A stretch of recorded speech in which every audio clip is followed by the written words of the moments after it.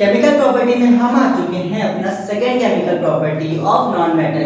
तो हम क्या पढ़ रहे हैं? Chemical property of non metal. Non metal क्या होते हैं? वो सारे कंपाउंड वो सारे एलिमेंट जो कि एक्चुअली में नेगेटिव चार्ज बनाते हैं। बेसिकली वो इलेक्ट्रॉन गेन कर लेते हैं और नेगेटिव बन जाते हैं, यानी इलेक्ट्रोनेगेटिव कंपाउंड्स, इलेक्ट्रोनेगेटिव एलिमेंट्स को क्या बोला जाता है? Non metal. जैसे कि carbon, sulphur, nitrogen, oxygen, phosphorus, fluorine, chlorine, bromine, iodine, astatine और हमारे बाकी नोबल गैसेस और हाइड्रोजन, ये सब नॉन मेटल है। रिएक्शन में क्लोरीन के अंदर आज हम देखने क्या जा रहे हैं, हमारे पास एक आइटम फिक्स हो गया है क्लोरीन, दूसरा तो हम पहले से फिक्स करके बैठे, कौन सा? Non metal. तो नॉन मेटल और क्लोरीन के साथ रिएक्शन करके चेक करेंगे क्या होगा। तो अब करते हैं।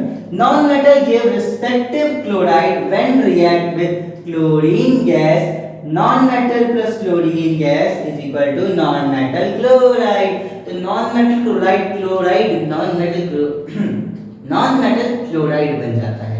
नॉन मेटल क्लोराइड क्या होता है? क्लोराइड वर्ड का मतलब है जब हमारे पास क्लोरीन गैस किसी के साथ कंबाइन हो जाती है ना, तो वो क्लोराइड फॉर्म में लिखी जाती है। वर्डिंग पढ़ने के लिए क्लोराइड डी लग जाता है, ठीक है। ये होता है नॉमेनक्लेचर। इस नॉमेनक्लेचर को आप carbon and its compound chapter 4 में बहुत डिटेल में पढ़ेंगे। अब वापस आते हैं रिएक्शंस में। रिएक्शन कैसे होने वाला देखते हैं। ये हाइड्रोजन एक नॉन मेटल है, क्लोरीन के साथ अपन को रिएक्ट करना था, क्वेश्चन अपना यही चल रहा है, टॉपिक यही चल रहा है। तो हाइड्रोजन प्लस क्लोरीन जो होता है HCl बनाता है, इसको बोलते क्या है? Hydrogen chloride, hydrogen chloride, hydrogen chloride. और इसके अलावा इसका पीएच कितना होता है? 0.1 होता है। और साथ में कॉन्संट्रेटेड वाले का, डाइल्यूट वाले का तो कम हो जाएगा, पीएच क्या होता है? 0.1। अब आते हैं हाइड्रोजन क्लोराइड, इसको सरल भाषा में अपन एसिड बेस वाले चैप्टर में क्या बोलते थे? Hydrochloric acid. हाइड्रोक्लोरिक एसिड ही है ये। अब पढ़ते हैं hydrogen gives hydrochloric acid when react with Cl2, यानी क्लोरीन गैस से रिएक्ट करते हुए हाइड्रोक्लोरिक एसिड देता है। नेक्स्ट है phosphorus. Phosphorus plus chlorine, phosphorus plus chlorine ये दे देगा PCl3, phosphorus trichloride, phosphorus trichloride. अब देखते हैं phosphorus gives phosphorus when react with chlorine, गलत लिखा हुआ है।